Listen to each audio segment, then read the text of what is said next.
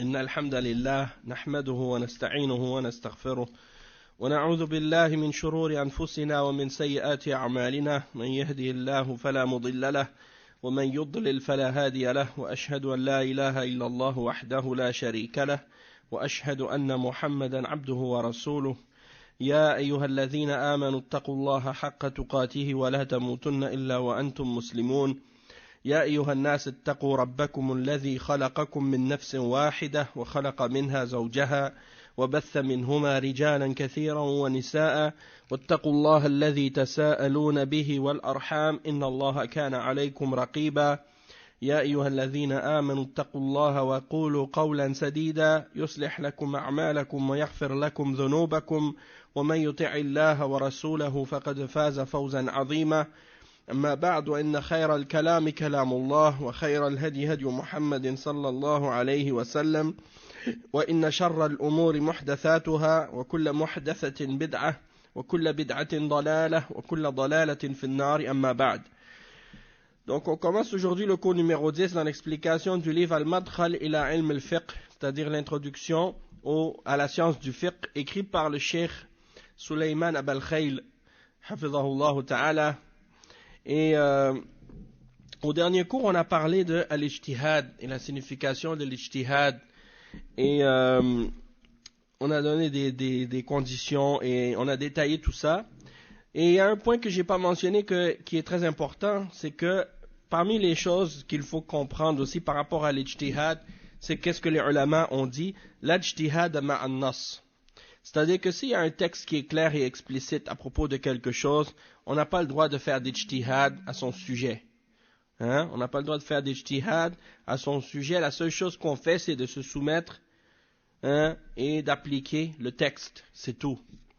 Et donc ça, il y a certains parmi les gens de l'égarement à notre époque, eux, ils veulent faire l'ijtihad sur des questions qui ont déjà été établies par des textes clairement dans le Coran et dans la Sunna. Et donc ça, c'est juste parce qu'en réalité, ils veulent essayer de suivre leur passion, ça, il n'y a pas de doute. Donc, lorsqu'il y a un texte explicite sur quelque chose, on ne peut pas faire l'ijtihad. Par exemple, quelqu'un ne peut pas dire, bon, on va faire l'ijtihad pour rendre le porc licite parce que, aujourd'hui, comme certains égarés ont dit, on a entendu ça de la part de certains ignorants, ils ont dit, ouais, mais à l'époque du prophète sallallahu alayhi wa sallam, les porcs n'étaient pas bien entretenus, donc les porcs étaient sales, donc c'était haram. Mais maintenant, les porcs sont bien nettoyés, bien propres, bien entretenus, donc le porc est devenu halal. Ça, c'est de l'ignorance totale. Et celui qui dit ça, il a fait un ijtihad alors qu'il y a un texte clair qui interdit le porc. Peu importe de quelle manière il est entretenu.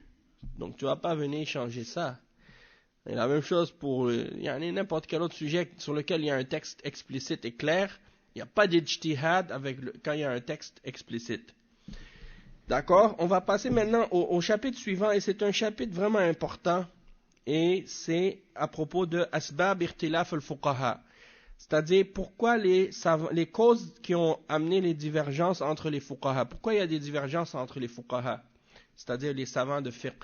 Pourquoi il y a des divergences entre eux sur des sujets, sur des questions? Et c'est ça qu'on va lire aujourd'hui. Le cheikh, il a mentionné 6 causes. 6 causes de divergence. Mais il peut y en avoir plus que ça. D'accord? Donc, je vais vous résumer les 6, puis après on va les voir une par une, chacune d'entre elles, avec les exemples et les détails. La première cause de la divergence qui peut y arriver, c'est al-ikhtilaf ma'ani al-alfaz al-arabiyya. C'est-à-dire la divergence au sujet de des différentes significations des mots arabes. Des fois, les ulama ils peuvent diverger entre eux parce que ils divergent à propos de la signification d'un mot en arabe. D'accord? Deuxième cause, ikhtilaf al-riwaya. C'est-à-dire la divergence au sujet d'une narration ou d'un hadith, soit au sujet de son authenticité, ou au sujet de sa chaîne de transmission, ou au sujet d'un des narrateurs. On va voir les exemples. La troisième parmi les causes de divergence entre les fuqaha, ikhtilaf al-masadir. Ikhtilaf al-masadir, c'est-à-dire la divergence au sujet des références qu'ils utilisent par rapport à la charia. Et bien entendu, quand on parle des divergences au sujet des références, c'est pas le Coran, la Sunna, l'Ijma' et le Qiyas, ces quatre choses-là, tous les savants sont d'accord. Nous, on parle des divergences, des références, quand c'est des références sur lesquelles il y a des différences d'opinion. Donc c'est en dehors de ces quatre qu'on a mentionné, le fait de la référence du Coran, de la Sunna, du Qiyas et de l'Ijma', hein, en général ça c'est accepté par les ulama, mais il y a d'autres sur lesquels il y a des divergences. Le cheikh il dit aussi رابعا اختلاف القواعد الأصولية, c'est-à-dire les divergences au sujet des règles fondamentales qu'ils emploient dans le fiqh, les règles de fiqh et de usul. Donc il y a des règles fondamentales, parfois certains ulama ils ont des divergences entre certaines de ces règles-là. Hein? Soit par rapport à la façon de l'appliquer, ou bien au sujet même de la règle elle-même. On va donner quelques explications et quelques exemples. Khamisan al-ijtihad bil-qiyas. Les divergences entre les ulama à cause de l'ijtihad et lorsqu'ils font les analogies dans l'ijtihad. Donc par exemple, certains ulama vont diverger dans les comparaisons et les analogies qu'ils font entre deux choses pour établir un verdict sur une chose. Et sixièmement, at-ta'arud wa at-tarjih bayna al-adilla. Donc des fois ils ont une divergence, pourquoi? Parce qu'ils divergent dans la manière de gérer les choses qui semblent être opposées ou contradictoires dans les textes qu'ils ramènent comme preuve au sujet d'une question quelconque.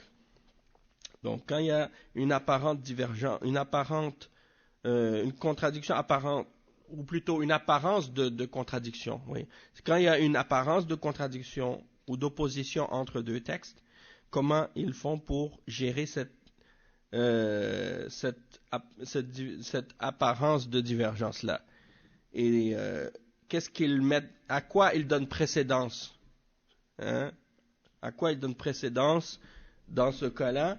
La façon dont ils gèrent ça, chacun, des fois, ils peuvent peut-être employer ou avoir recours à une technique ou une méthode différente, ou donner précédence à une chose par rapport à une autre. Et donc, c'est ce qui fait que parfois, il peut y avoir des divergences entre les ulama à cause de ça.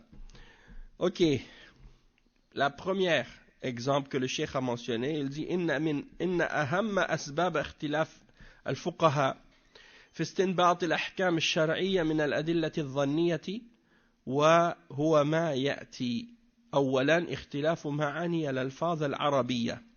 وذلك إما بسبب كون اللفظ مجملا أو مشتركا أو مترددا بين العموم والخصوص أو بين الحقيقة والمجاز أو بين الحقيقة والعرف أو بسبب إطلاق اللفظ تارة وتقييده تارة أو بسبب اختلاف الإعراب والاشتراك في الألفاظ إما في اللفظ المفرد ككلمة أو كلفظ القرء الذي يطلق على الأطهار وعلى الحيضات ولفظ الأمر هل يحمل على الوجوب أو على الندب ولفظ النهي هل يحمل على التحريم أو الكراهة. Donc le cheikh il dit, des fois les causes parmi les divergences entre les ulama, on peut calculer, la première chose qui est mentionnée, c'est les divergences au sujet des termes arabes, des mots arabes. Des fois, pourquoi? Parce que c'est possible qu'un mot soit général, ou un mot qui soit, par exemple, un mot qui s'écrive de la même manière mais qui a différentes significations, ou parfois c'est des mots différents mais qui ont la même signification aussi.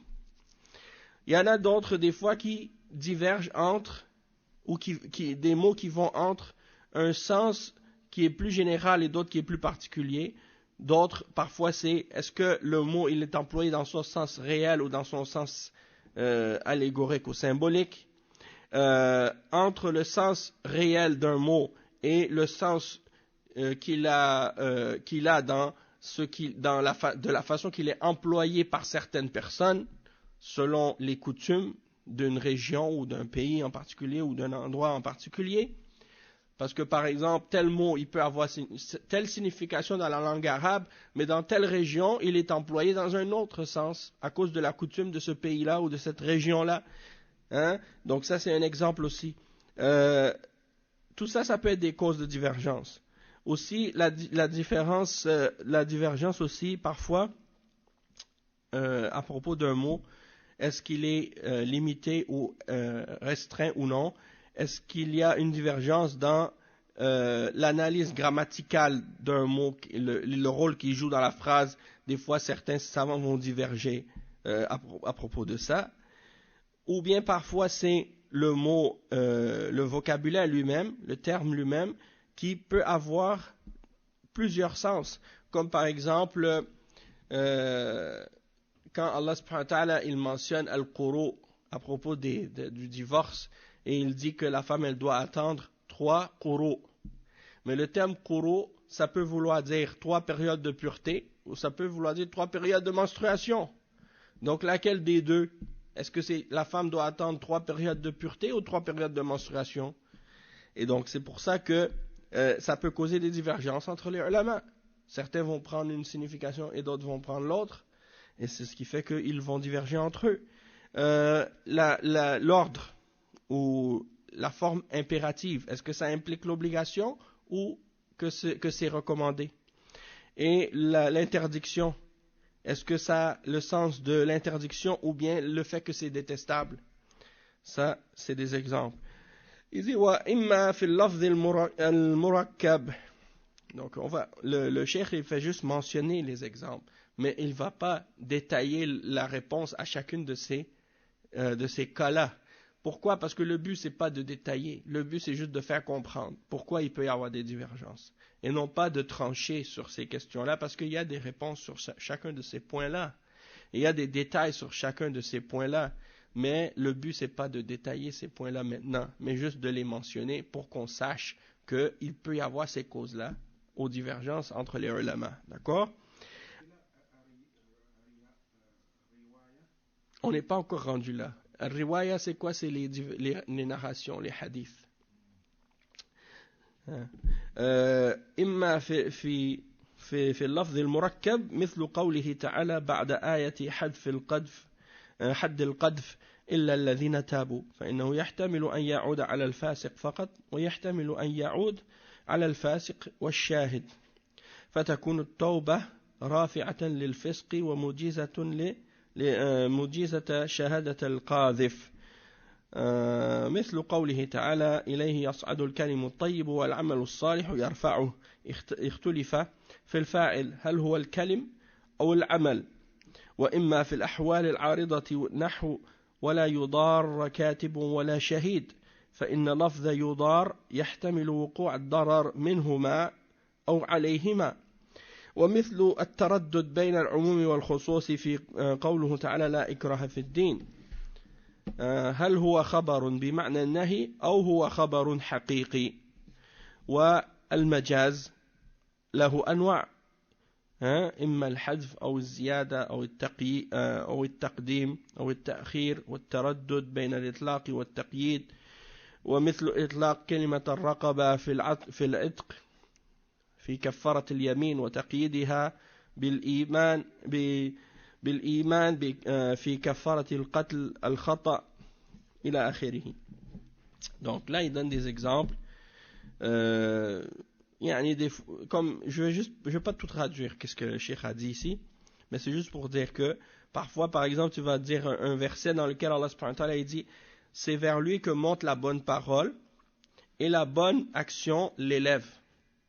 Donc il dit le cheikh ici dans ce verset on a divergé sur le sujet, est-ce que c'est la parole ou c'est l'action, tu vois, ou bien par exemple illa alladhina tabu dans le verset, dans Surat An-Nur, le verset 5, excepté ceux qui se sont repentis.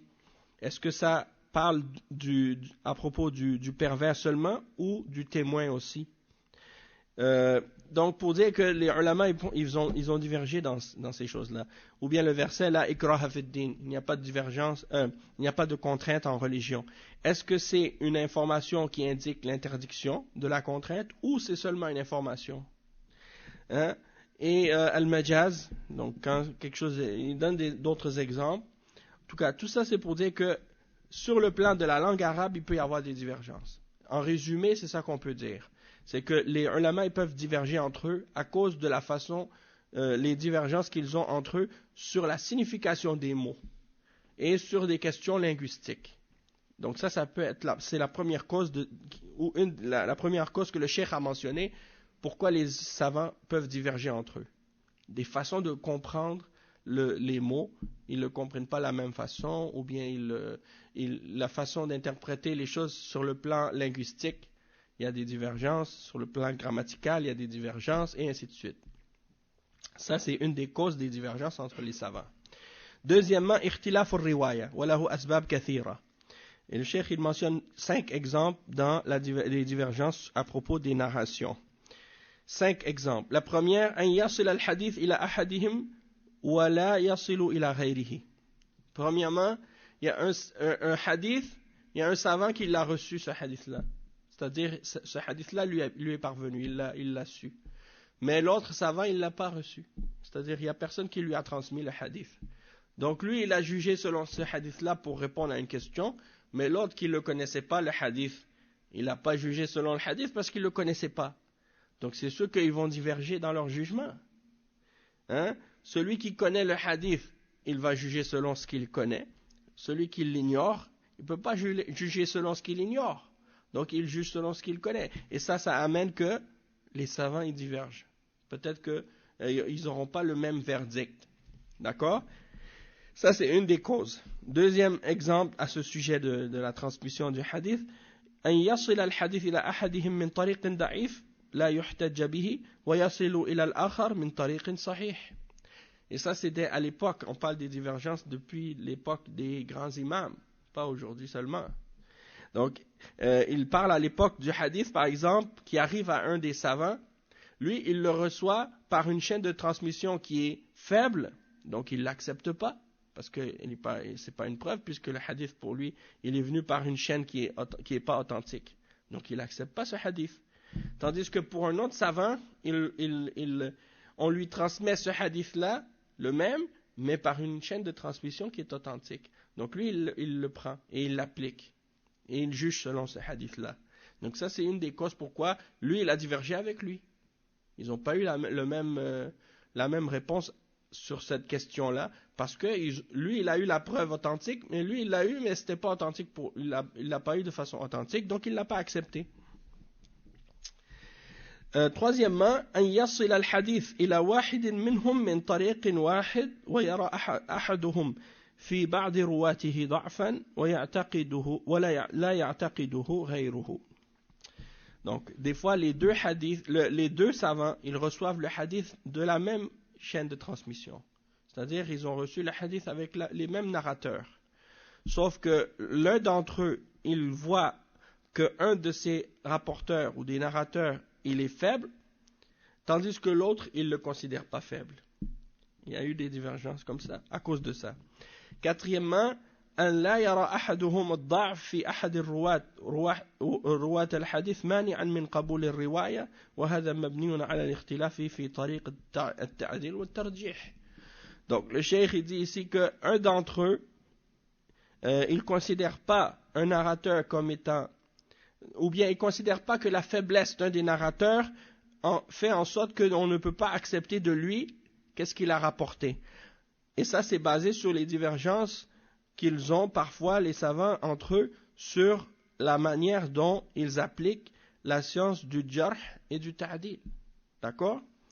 Et cinquièmement, أن يصل الحديث إليهما من طريق متفق عليه غير أن أحدهما يشترط في العمل به شروطا لا يشترطها الآخر كالحديث المرسل وهو ما رواه غير الصحابي بدون سند إلى الرسول صلى الله عليه وسلم. Donc il donne ici un autre exemple. Il dit que un savant par exemple, il lui est parvenu un hadith d'une voie et d'un chemin qui est yani authentique, muttafaq alayh. Sauf que il donne comme condition pour l'application de ce hadith des conditions que l'autre n'a pas établies, ou n'a pas établi lui-même. Comme le hadith al-mursal, c'est-à-dire le hadith qui est transmis par autre qu'un sahabi et qui est attribué au prophète sallallahu alayhi wa sallam. Donc un hadith qui est transmis par autre qu'un sahabi et attribué au prophète sallallahu alayhi wa sallam. C'est-à-dire une parole de quelqu'un comme un tabi'i par exemple, qui dit le prophète sallallahu alayhi wa sallam a dit. Ça c'est un hadith, il manque le sahabi dans la chaîne de transmission. Le tabi'i, il dit le prophète sallallahu alayhi wa sallam a dit, mais lui il n'a pas rencontré le prophète sallallahu alayhi wa sallam, donc il manque quelqu'un dans la chaîne de transmission. Il manque un sahabi. Et donc, si c'est un sahabi qui manque, bon, ça c'est une chose, mais pour dire que il y en a qui l'acceptent, il y en a qui vont l'accepter, il y en a qui ne l'acceptent pas, peut-être. Donc ça, c'est une cause de divergence entre les ulama. Ça, c'est la question de la riwaya.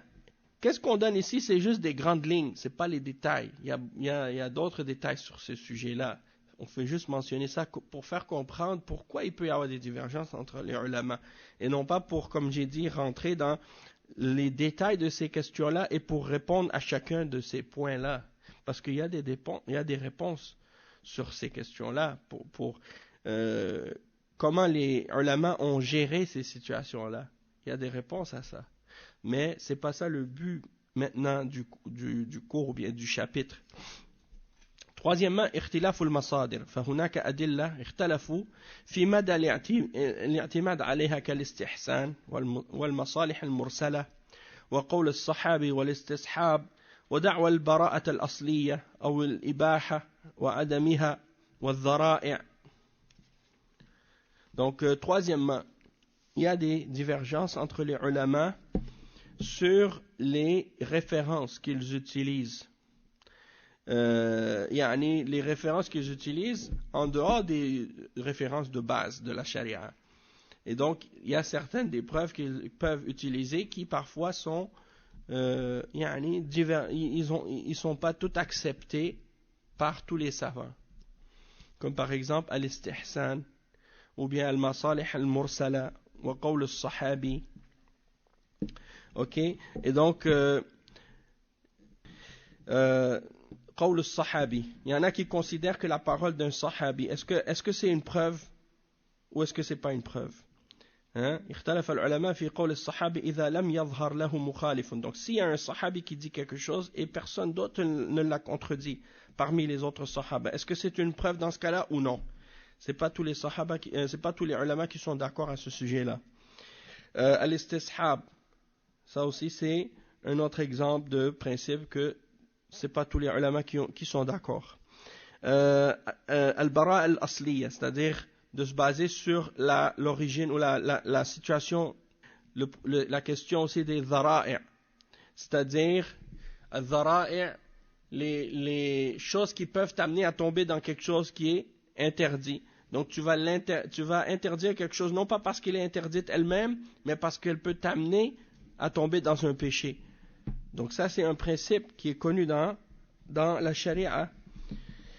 Et c'est possible qu'il y ait il y a des preuves à son sujet dans le Coran et dans la Sunna, mais le cheikh il mentionne ici, il dit peut-être que dans certains cas, il y a des divergences entre les ulama sur ces sujets-là. Donc ça c'est le troisième. Le quatrième, الاختلاف في القواعد الأصولية كقاعدة العام المخصوص ليس بحجة والمفهوم ليس بحجة والزيادة على النص القرآني نسخ أم لا ونحو ذلك. Donc ça, c'est des sujets qui ont rapport avec les règles de usul et que sur certaines de ces règles-là, les savants ne sont pas toujours d'accord entre eux à leur sujet. Aussi, l'ijtihad et le qiyas, ça c'est le 5e.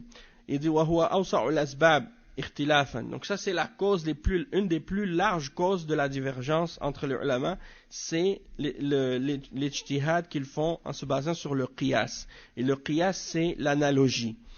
Et l'analogie c'est quoi? Le qiyas c'est quoi en arabe? La signification c'est et là il faut en fait tous ces sujets-là, ils deviennent clairs uniquement lorsqu'on donne des exemples. Si on donne pas d'exemple, c'est difficile à faire comprendre. Et c'est pour ça que c'est important de pouvoir justement expliquer ces choses-là. Si tu vas les expliquer, de les expliquer en donnant des exemples pour faire comprendre à la personne de quoi on parle. Sinon, ça reste un petit peu abstrait et ça reste un petit peu compliqué à comprendre. Mais comme j'ai dit, je vous ai donné un exemple et le but, c'est juste de rapprocher le sens pour qu'on puisse comprendre pourquoi il y a parfois certaines divergences. Et donc, le cheikh, il dit فإن له أصلا وشروطا وعلة وللعلة شروط ومسالك. Donc, pour établir le lien entre les deux, il y a des conditions que les ulama ont établies. Ok? وكل ذلك مجال للاختلاف. Toutes ces choses-là il peut y avoir à leur sujet des divergences. D'accord? Et c'est pour ça que parfois dans un madhab, il y a une divergence entre un savant et un autre. Parce qu'ils ont une divergence dans la façon, les conditions qu'ils ont établies pour établir des relations entre les deux choses en question. À cause de ça, ils n'arrivent pas au même verdict parce qu'ils ont des divergences dans la façon d'établir les liens. والاتفاق بالذات على أصل القياس وما يجري فيه الاجتهاد وما لا يجري أمر يكاد أن يكون غير متحقق كما أن تحقيق المناط. En tout cas, tout ça c'est des choses sur lesquelles il peut y avoir des causes qui impliquent que les ulama vont diverger entre eux à leur sujet. Le point numéro 6, التعارض والترجيح بين الأدلة، وهو باب واسع اختلفت فيه الأنظار وكثر فيه الجدال أو الجدل، وهو يتناول دعوى التأويل والتعليل والجمع والتوفيق والنسخ وعدمه والتعارض إما بين النصوص أو بين الأقيسة مع بعضها، والتعارض في السنة وقد يكون في الأقوال أو في الأفعال أو في التقريرات، وقد يكون الاختلاف بسبب وصف تصرف الرسول صلى الله عليه وسلم هل هو سياسة أو إفتاء، وزوال التعارض بأسباب من أهمها الاحتكام إلى المقاصد الشريعة وإلى مقاصد الشريعة وإن اختلفت النظرة إلى ترتيب المقاصد. Donc ça c'est le dernier point et c'est la divergence quand il y a par rapport au tarjih entre les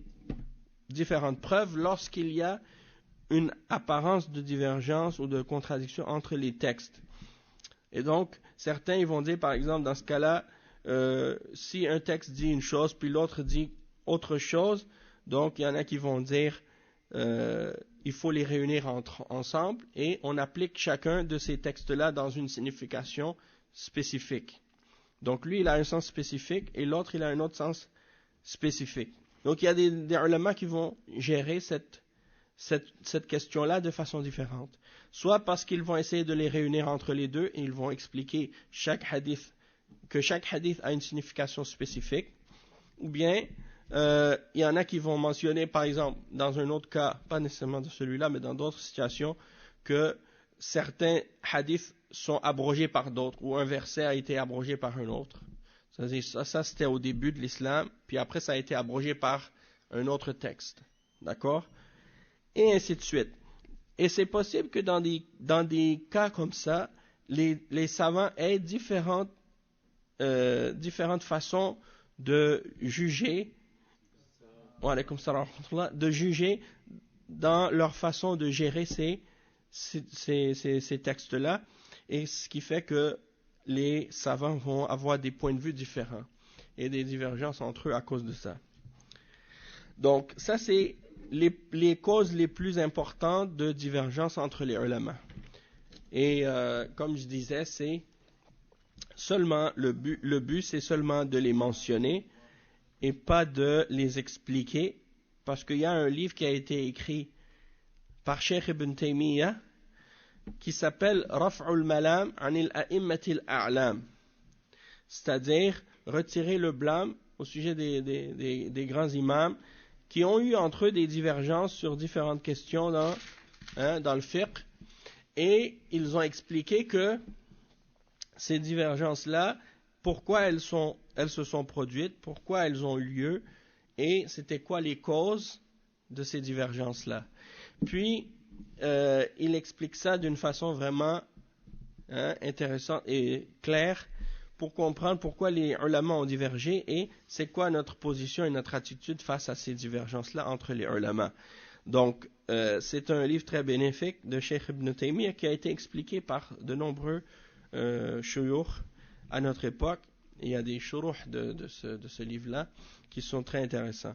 Et si vous regardez, donc ceux qui peuvent écouter les paroles des ulama à propos de ce livre, ils vont avoir plein d'exemples mentionnés par le cheikh dans le livre, puis ils vont avoir une compréhension donc par la suite beaucoup plus approfondie des questions de divergence entre les ulama et comment comprendre ces divergences-là.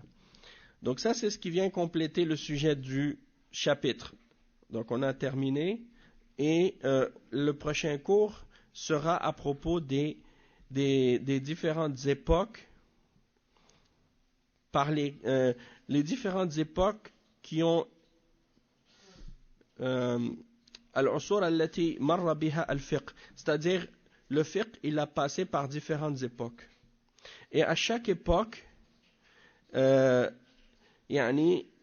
chaque époque, il s'est développé.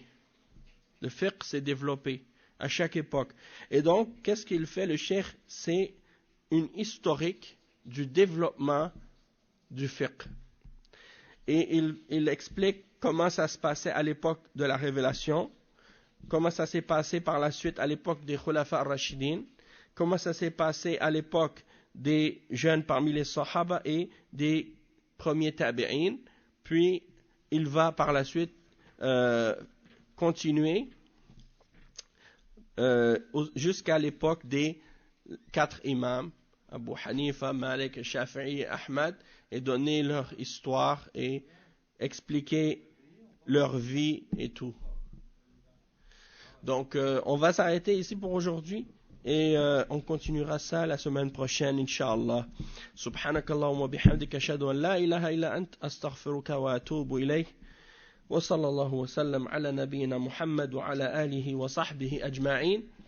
Et après le Maghrib, il y aura le cours de Tafsir al-Baqarah, Inch'Allah. Allahu Akbar, Allahu Akbar.